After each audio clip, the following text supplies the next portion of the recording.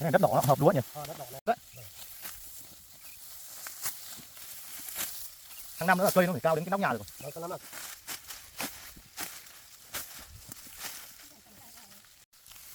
Xuống đây nhá. Được chưa? Em muốn nói anh về trước nha nhé. Thế anh về trước nhá. Rồi, anh về trước mà. Thôi em cho anh một ít để em mang đi làm nóng đi. Anh xin nhá.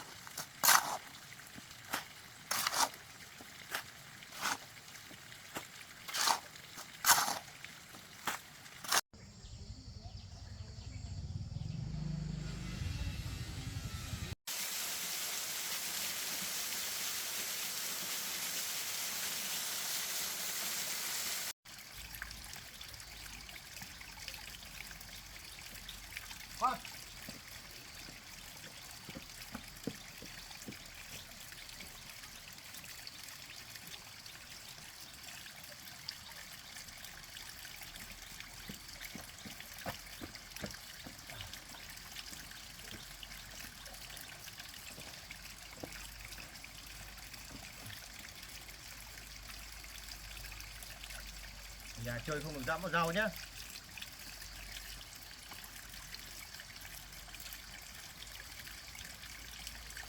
Cắt đi lên cận. Khoang này ngoan ở nhà nhá. Để tao đi gặt lúa giúp người dân nhá, chạy bão. Không là mai bão đến rồi. Hai vợ chồng ấy bụng lại đang có bầu nữa. Ở nhà ngoan nhá. Được chưa? Chưa tao về xong là tao nấu cho ăn nhá. Nhá.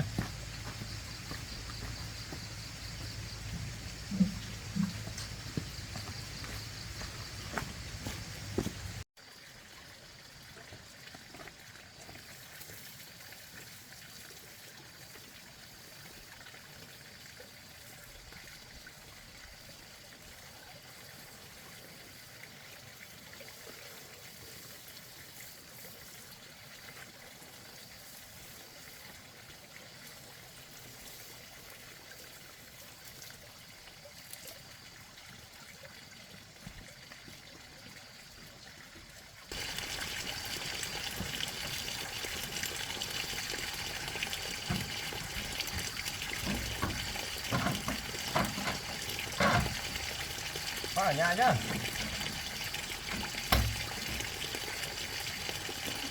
Vào nhà đi. Vào nhà đi để tao đi ra.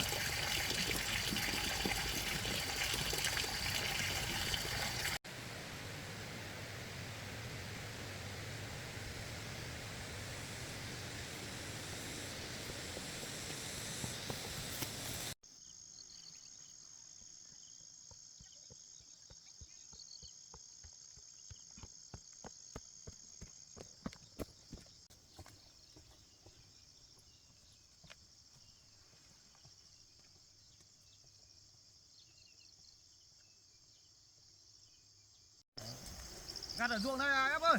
Gạt đấy đó anh ạ. Gạt đấy ạ. Gạt dưới đây đi. Em buộc cái này xong em lại xuống gạt em này. Vâng.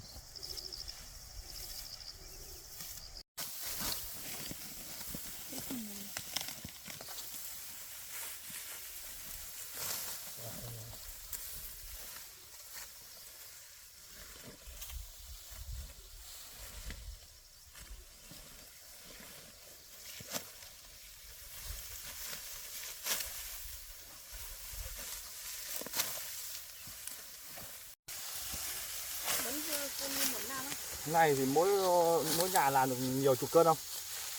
Mỗi nhà được làm một bao ấy. Một bao giống à? bao giống khoảng 40 cân 50 cân thôi. Hay à? 4-50 cân giống. Nếu mà tốt thì mình thu về được khoảng hơn 2 tấn. Nhưng mà nói chung ra thì làm ruộng được nhiều hơn. Làm ruộng thì được nhiều hơn nhỉ. Nông thôn việc gì chả phải làm. Vâng.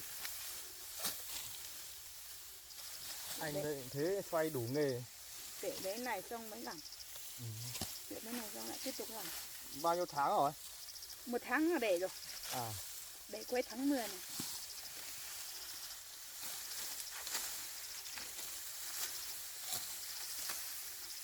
Có đi không cho có nữa.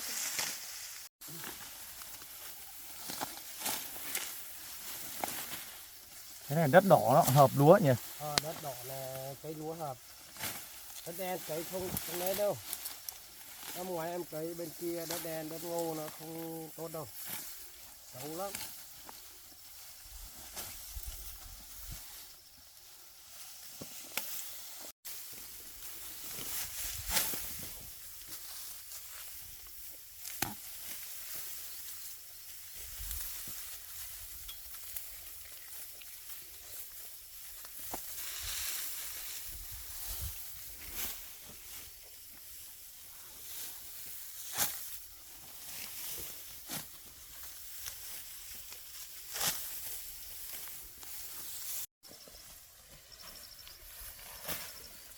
Các em người Mông mà chịu khó.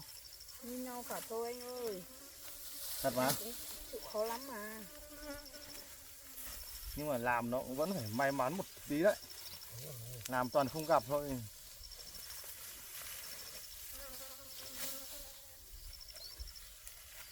Làm nó phải gặp ấy. Mình làm cái gì cũng gặp thì nhanh thôi mà.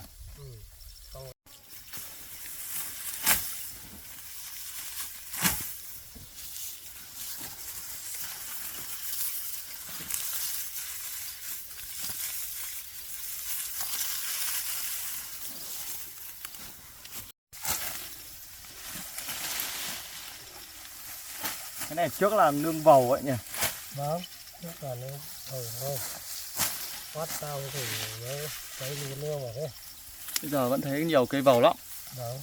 Năm ngoái vừa mới mua của Pao ấy. À này đám của anh Pao à? Cái đang gạt này là của Pao ấy. Em mua bao nhiêu tiền? Em mua 14 triệu. 14 ấy. 14 triệu hả? Trước vậy nó bảo 30 ấy. Trước bảo 30 triệu không mua ấy. Sau này nó bảo 14, 15.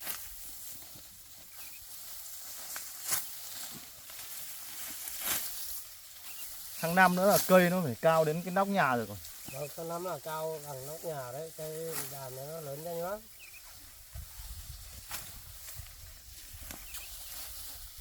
Đỡ phải ấy, đỡ phải lo làm cỏ đấy. Vâng. Cái keo nó cũng lớn nhưng mà nó lớn chậm hơn. Mỡ lâu lắm. Mỡ thì lâu lắm. Vâng, mỡ lâu lắm.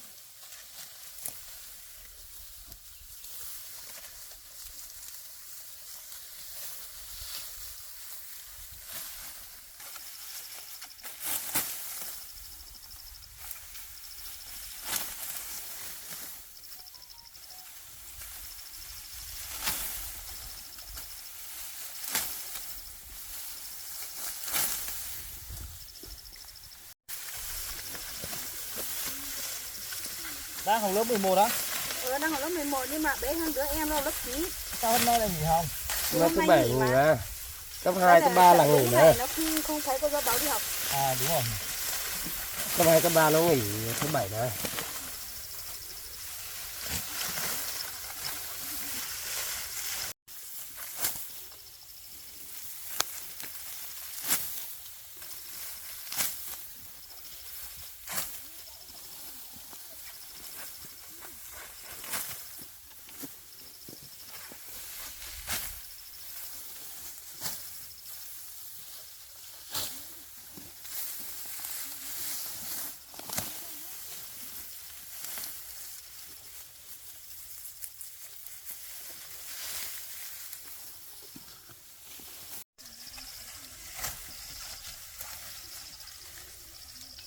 Mong cho nó nắng mà thu cho nó dễ nhỉ. Nếu mà nắng thu dễ, mưa thì đường nó khó đi lắm.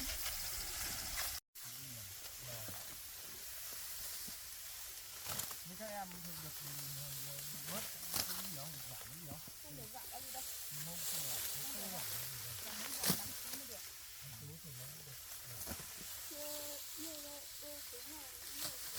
Cái này nó còn rất nhiều.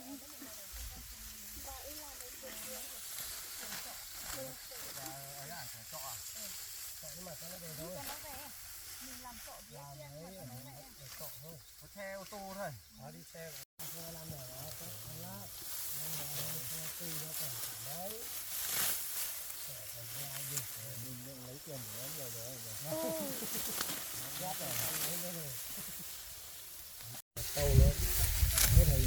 đẹp luôn. Cái này này. Sang năm yên tâm. Cái của Tùng thế này cơ, nó cấy đầu tháng 2 mới đẹp này. Tùng chắc nó cấy trước ngày ăn. Nó cấy đầu tháng 2 mà cái này tháng 4 20 tháng 4 mới cấy mà. Cấy xong là cấy đưa xuống. Làm gì 20 tháng 4? Đó, Còn cần tháng 6 rồi, hết sai tháng 6 rồi còn. cái này cấy muộn nhưng mà cái bên trên này, bên trên trực tiếp. Này là cấy đúng vụ là tốt lắm. Cái này cấy nếu mà cấy đầu tháng 2 là tốt đấy. Tùng cái này nó cấy tháng 2 tốt lắm. Đấy mà.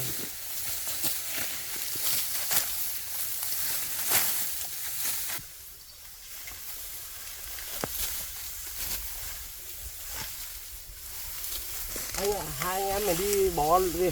Vâng. Bây giờ đi bó ai? Xong để các cô nó đạt thôi. Vâng.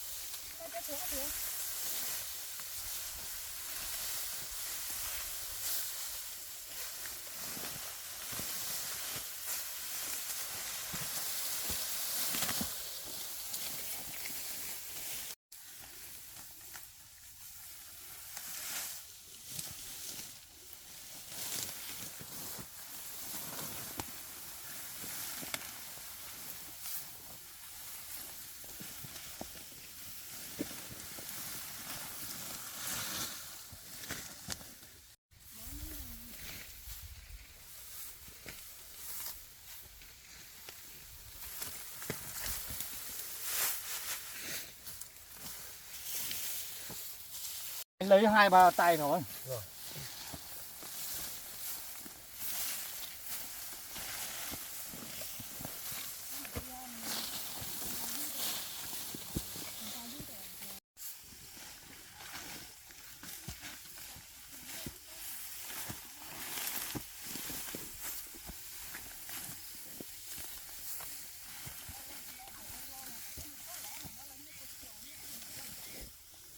Tươi nó cũng vào lắm một. Thêm nó đi bọc hết.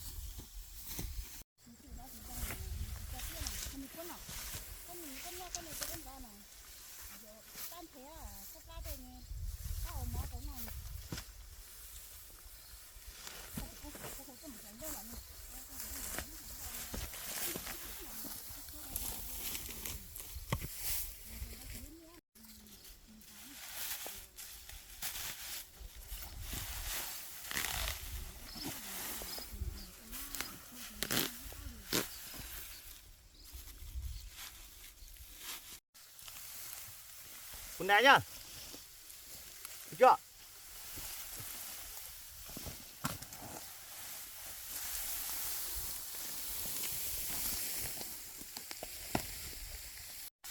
Thôi muộn rồi, nhà anh say thì anh về trước nhà nhé.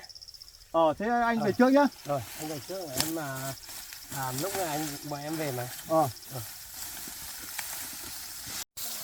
Thế anh về nhá. Rồi anh về. Anh ơi em cho em cho anh một ít để anh mang về làm lọc ấy. Anh xin nhá. Rồi.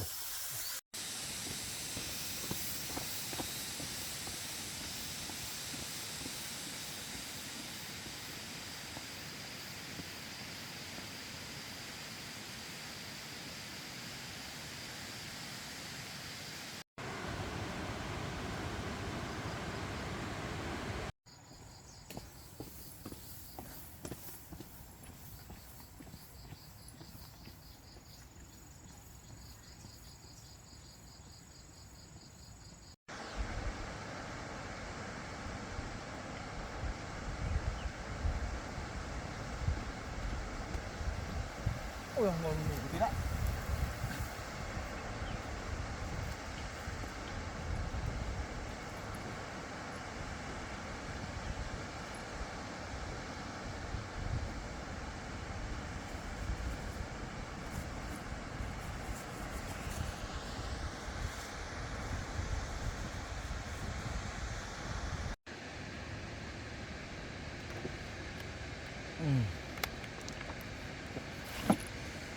Sắp về đến nhà rồi.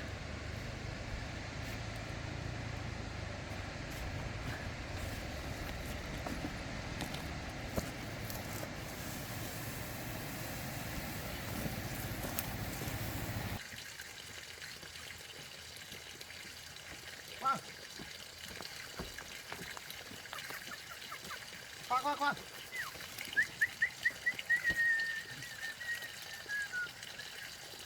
Được nhá. Ta phơi lúa rồi ạ.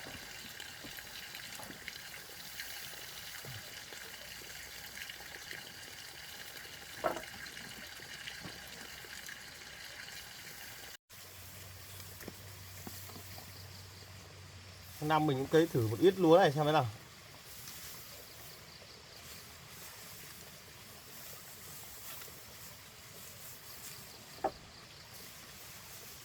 Số này lấy vào bếp treo.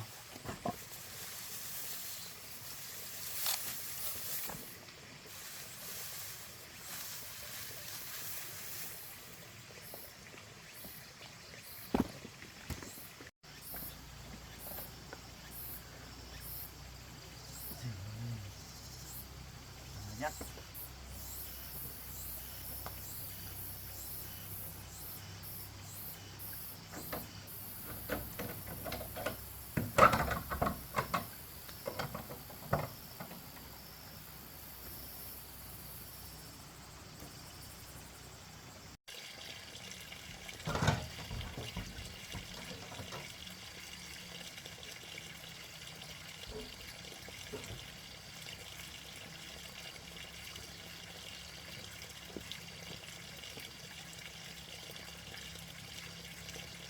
Để đi lấy cát về làm nền bể này cho nó sạch.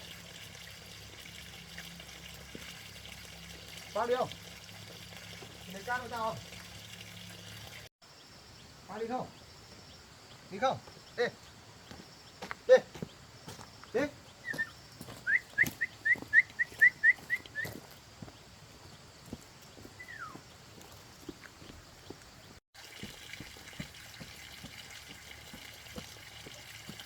Qua.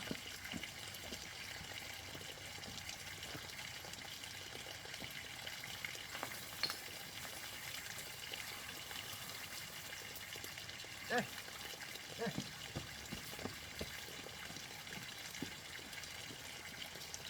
Đây.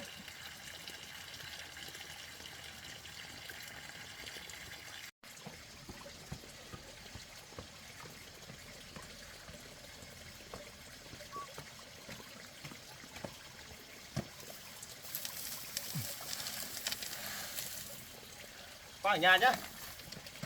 Chạy theo nó mệt lắm. Ở nhà nhá.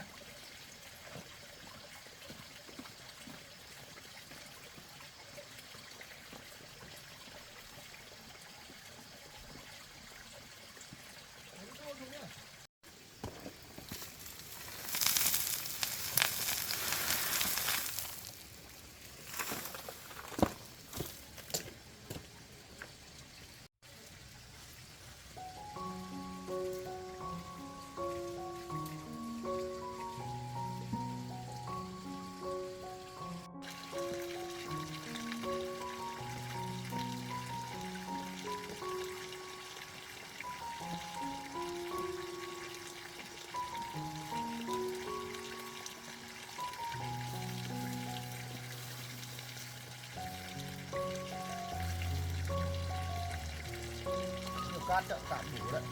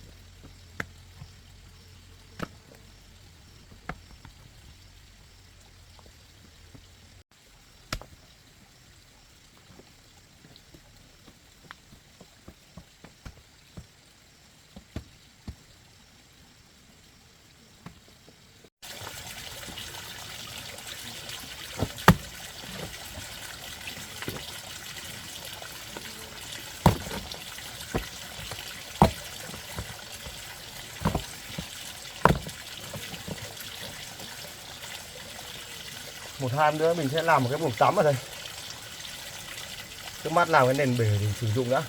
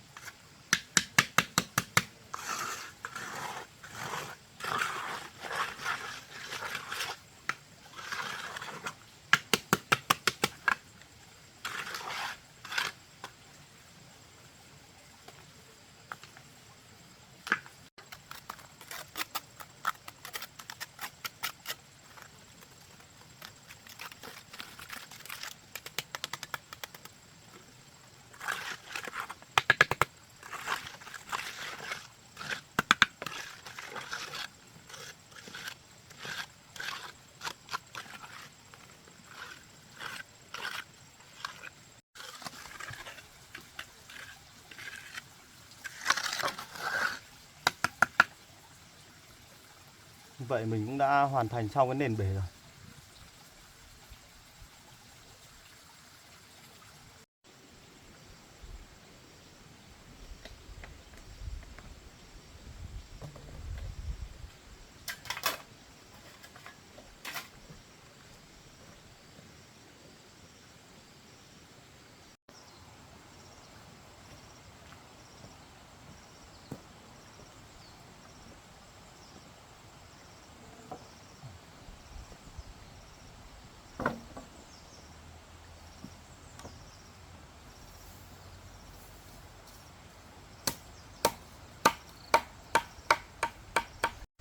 Mình phải treo cẩn thận lên gác bếp để dành làm giống cho vụ sau.